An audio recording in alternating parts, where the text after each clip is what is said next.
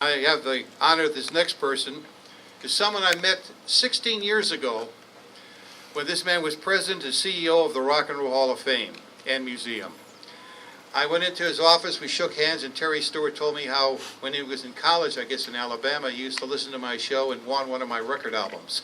And that's how he said how much he enjoyed listening to that album. I was amazed how Terry Stewart, formerly of the great state of Alabama, was so knowledgeable about all aspects of rock and roll, especially the early years. Terry was the longest serving leader for 14 years up until 2013. During his tenure, he turned this nonprofit museum into a solid institution and tourist draw that reportedly generated $100 million annually for the city of Cleveland. A man who has a great passion for rock and roll, especially the early years. My dear friend, ladies and gentlemen, Terry Stewart.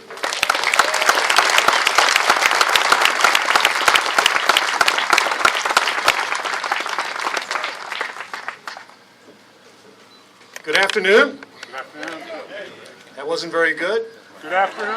Thank you. It's a tradition here in the city. We call and we respond, and I appreciate it very much. There's an old line that you should never follow children or animal acts. Well, you don't want to follow Jimmy Clanton singing or particularly Little Steven speaking. So I'm going to reinforce some of the thoughts he had, and hopefully it makes sense to you. I first have to thank Lance and his family for having me here. It is a great, great honor for me to be part of this. It really is.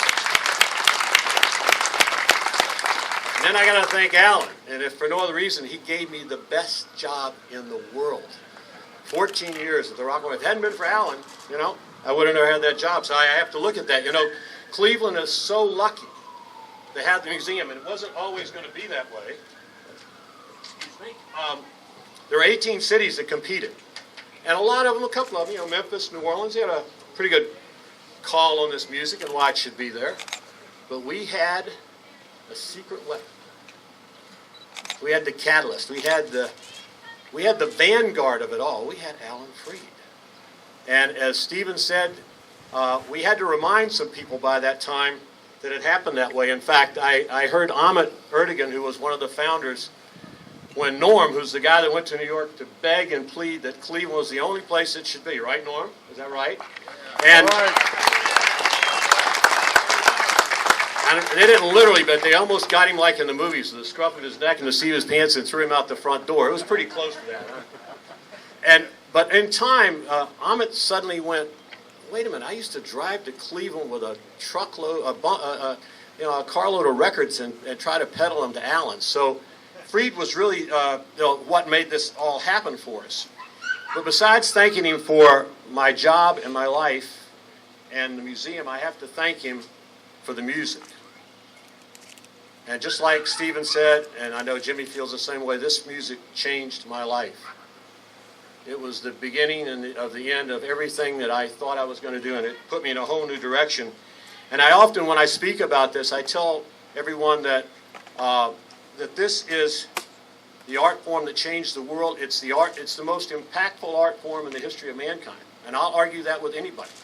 I love classical music. I love classical painting. But the messaging and the changes and the stimuli that come out of this music then and now have wrought so much difference in this world. You can't cover it all. And Freed was the perfect vanguard for that. I mean, he wasn't the first, as Stephen said. There was Hunter Hancock in California, Huggy Boy, the three great jocks I listened to on WLAC out of Nashville, right over in Pittsburgh. And there's probably some Pittsburgh people here, maybe, or they admit it here in Cleveland. But you had Pork the Torque, Porky Chedwick, who just passed away not long ago. These guys were all on the radio ahead of that. But Freed was special. He had this drive. He had this passion. And he had a vision. I mean, he saw where this music was. He saw the possibilities. And he not only loved the music, he loved the artist. And the point's been made today already that the way he cared for the artist and the way he palled with them, the way he traveled with them, all you have to do is he understood the power of it to unite us and bring us together. And if you look at the movies, you'll see it's equally black and white acts. And you see that his partner was Chuck Berry. Now these are the 50s, folks. I'm telling you, that's hard to believe that you would take that kind of risk, both business-wise and socially. And Freed would never play a white cover record. He was absolutely against that. He was all about the purity, the authenticity, and the music. And I urge all of you who don't know enough about Alan, my successor, Greg Harris, is here, and he's doing a great job over there. If you haven't seen the new parts of the museum, they're fabulous, and they're going to be even better when they get done.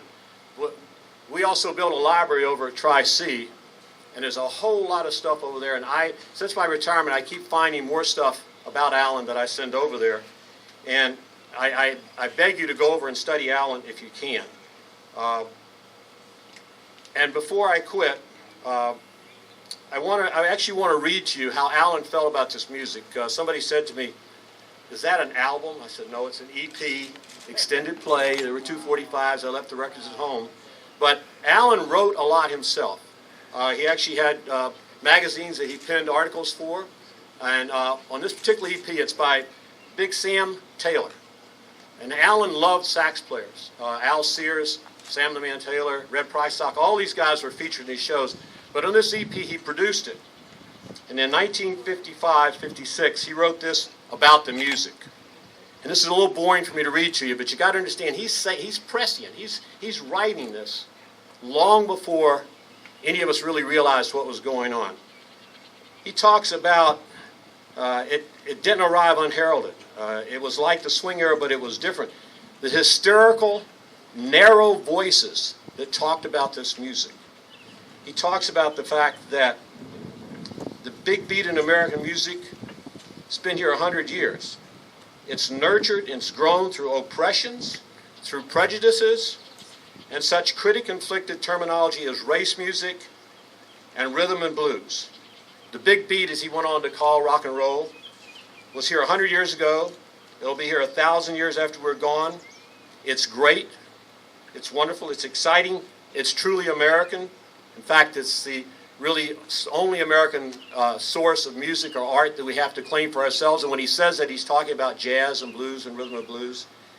And Alan says, "I am so proud that I have been able to expose the big beat to music-loving Americans instead of suppressing it. Long live rock and roll." Those are the words of Alan Freed. Thank you.